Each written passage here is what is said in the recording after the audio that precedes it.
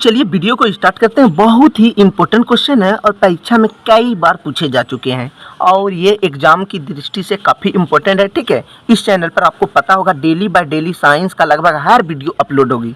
इसके अलावा अगर आपको और भी कोई क्वेश्चन की सख्त ज़रूरत होगी तो आप हमें कमेंट करके ज़रूर बताइएगा, मैं आपका सहायता ज़रूर करूँगा। ठीक है, ध्यान दीजिए। क्वेश्चन है, तरंग गति क्या होती है? तरंग गति के कोई 4 अभिलक्षण लिखे। ठीक है, मैं इतना बेहतर तरीका से मैं समझा दूंगा कि आपको रटने की ज़रूरत नहीं होगी। ठीक है, आपको एक बार में ही याद हो जाएंगे।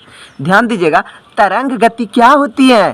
तरंग गति के कोई 4 अभिलक्षण लिखें। तो ध्यान दीजिए, तरंग गति किसे कहते हैं? लिख देना है, लिखना है तरंग गति माध्यम से। ध्यान दीजिएगा, तरंग, दूसरा हुआ गति, मोशन जिसे बोला जाता है। ठीक है, तरंग गति माध्यम से परागमन करता हुआ कंपन, यानी परागमन करते जो जाता है। ठीक है, आप जैसे कंपन देखते होंगे, जैसे मोबाइल में यानी कि MP3 या व्यू रिकॉर्डर करते होंगे तो कंपन करते करते जाता है। ठीक है, आपको धाबा चक्का जो दिखाई देता है, ठीक है, देखिएगा तो आपको पता चल जाएगा।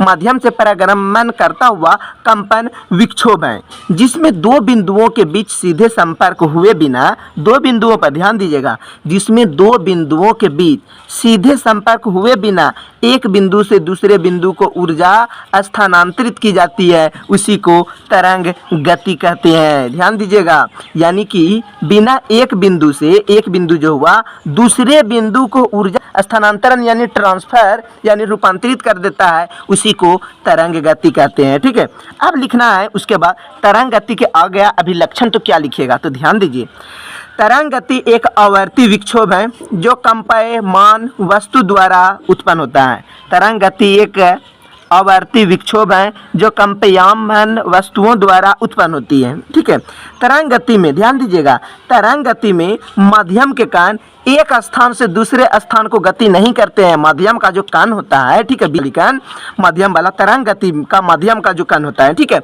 उसी को एक स्थान से दूसरे स्थान गति नहीं करती है, केवल अपनी निश्चित स्थितियों के चारों ओर गति करती हैं। जब भी करती हैं तो अपना निश्चित स्थितियां यानी कंडीशन की चारों ओर मोशन करती है यानी गति करती हैं, और उनके पास जो ऊर्जा होती है यानी जो एनर्जी होती है उसे वे एक कण यानी कण से कण तक प्रेषित हो जाती है, यानी एक कण से दूसरे कण तक प्रेषित हो जाती है।